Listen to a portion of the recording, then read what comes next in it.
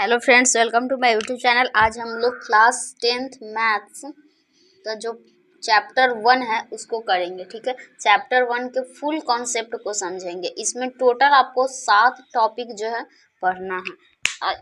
एक बात जान जाइए, आपको वास्तविक संख्या यानी चैप्टर 1, इससे आपको एग्जाम में 10 अंक के प्रश्न पूछे जाते हैं। ठीक है, जहां से आपको ऑब्जेक्टिव और शॉर्ट क्वेश्चन यानी 2 अंकों के प्रश्न रहते हैं। पहला तो होगा ऑब्जेक्टिव होगा और दूसरा जो होगा शॉर्ट यानी 2 मार्क्स वाले क्वेश्चन आपको यहाँ से पूछे जाते हैं। ठीक है, ये जानकारी मिल गया। उसके बाद इसमें टोटल आपको 7 टॉपिक पढ़ना है। अगर आप सातों टॉपिक पे अच्छे से प्रैक्टिस कर लेते हैं तो इस चैप्टर का सारा एक्सरसाइज जो है आपसे बन जाएगा और एग्जाम में भी सारा क्वेश्चन बन जाएगा। ठीक है, तो वीडियो को लास्ट तक देखें और कुछ भी नहीं समझ में आए तो कमेंट करिए, ऐसे आपको सारा चीज़ समझ में आएगा। ठीक है, तो सबसे पहला हम लोग टॉपिक नंबर 1 जो है उसका डिस्कशन करेंगे कि वास्तविक संख्याएं क्या है और इसकी सही पहचान। ठीक है, तो आइए इसको समझते हैं। हम लोग वास्तविक संख्या क्या है, तो जितना भी परिमेय संख्या है, आप क्लास 9th में अच्छे से पढ़ेंगे कि परिमेय संख्या किसको कहते हैं। ठीक है, परिमेय संख्या ऐसे यहाँ पे भी थोड़ा सा हम बता देंगे। परिमेय संख्या और प्लस अपरिमेय संख्या। अपरिमेय संख्या, ठीक है, तो परिमेय संख्या उसको कहते हैं जिसका जो P/Q के रूप में है, जहां Q = नॉट 0 यानी Q का मान कभी भी 0 नहीं होगा, तो वो क्या होता है, परिमेय संख्या। ठीक है, तो जितना भी परिमेय संख्या कुछ भी ले लीजिए, 7, -7, 7/2, 0 या फिर √4, √16, कुछ भी ले लीजिए, हो गया 3.25 एक्सेट्रा, कुछ भी ले लीजिए, सारा क्या है आपका परिमेय संख्या। और प्लस कोई भी अपरिमेय संख्या ले लीजिए, जैसे √77 या 3√5 या पाई ले लीजिए, या फिर ले लीजिए 3.4678 यानी ये आगे तक जा रहा है इन्फिनाइट तक, या फिर 7/0 एक्सेट्रा। ये सारा क्या है आपका वास्तविक संख्याएं हैं। ठीक है, ये सब क्या है आपका वास्तविक संख्या है। जितना भी परिमेय संख्या है और अपरिमेय संख्या, वो सब क्या है वास्तविक संख्याएं। ठीक है, तो आई होप आपको पहला टॉपिक समझ में आ गया होगा। अब हम लोग टॉपिक नंबर 2 को समझेंगे। टॉपिक 2 जो है मोस्ट इम्पॉर्टेंट है। टॉपिक नंबर 2 क्या है, यूक्लिड विभाजन प्रमेयिका से HCF यानी मौसा ज्ञात करना। यहाँ से हर साल एक प्रश्न बोर्ड एग्जाम में पूछा जाता है। ठीक है, तो इसको आप समझ गए तो आपका 2 नंबर के प्रश्न में पूछा जाता है या फिर ऑब्जेक्टिव में भी आपका पूछा जाएगा, तो वहाँ से आपका क्वेश्चन बन जाएगा इजीली। ठीक है, तो आइए सबसे पहले एक क्वेश्चन के थ्रू समझते हैं। पहले यूक्लिड विभाजन प्रमेयिका है क्या।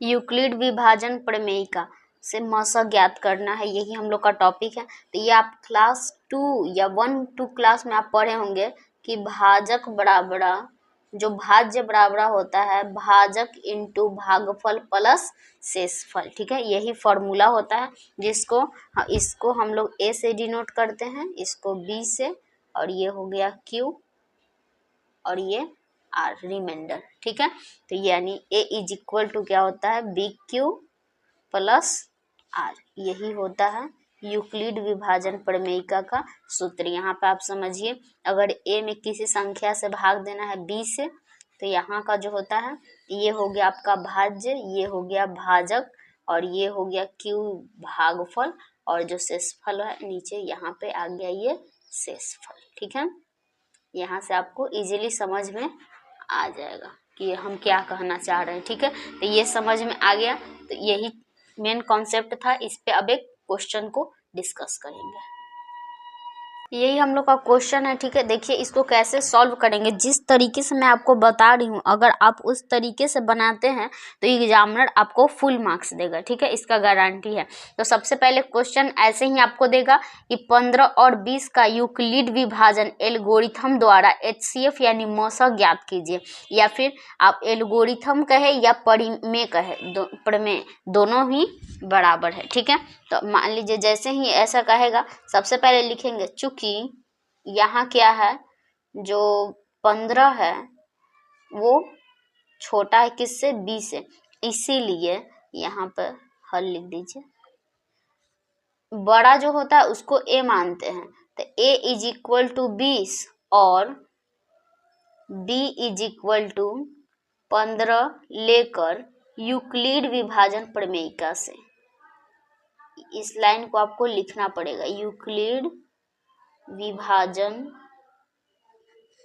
प्रमेयिका से हम लोग चल रहे हैं। तो सबसे पहले सूत्र क्या होता है, चूंकि सूत्र होता है a is equal to B Q plus R, A is equal to B Q plus R, इसीलिए 20 इज इक्वल टू, सबसे पहले हम लोग साइड में क्या करेंगे, या पिछला कॉपी के पीछे वाले पेज पे 15 से 20 में क्या करेंगे, भाग देंगे, ठीक है।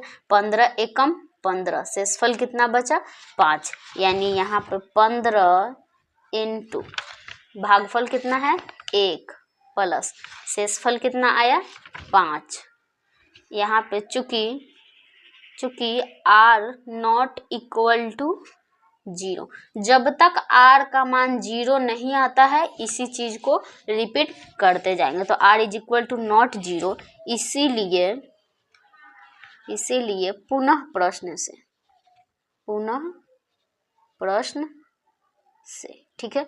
पुनः प्रश्न से जब चलेंगे तो क्या करेंगे, इस बार जो होगा हम लोग b यानी जो हम लोग का भाजक है उसको a लेंगे और जो शेषफल बचेगा उसको b लेंगे। a इज इक्वल टू 15 और b इज इक्वल टू 5 लेकर यूक्लिड विभाजन प्रमेयिका से, जब यूक्लिड विभाजन प्रमेयिका से चलेंगे तो ये होता है चूंकि का साइन, जब 2 बिंदु ऊपर और 1 नीचे तो चूंकि, और इसलिए का साइन क्या होता है, 1 बिंदु ऊपर और 2 बिंदु नीचे, इसको इसलिए पढ़ते हैं, ठीक है।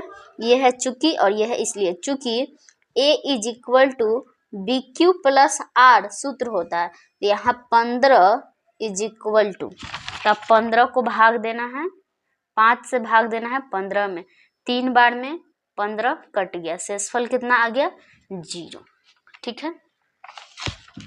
यानी ये कितना हो जाएगा 5 इंटू बी का मान 5 है इंटू 3 प्लस 0, यहाँ लिखेंगे चूंकि r का मान 0 प्राप्त हो गया है, इसीलिए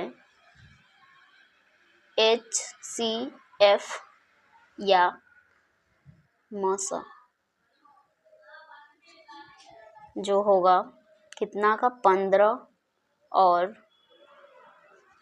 20 का HCF, ये चीज यहाँ लिखना था, ठीक है। HCF या फिर मॉसक इसी को कहते हैं, बड़ा का होता है अंतिम भाजक,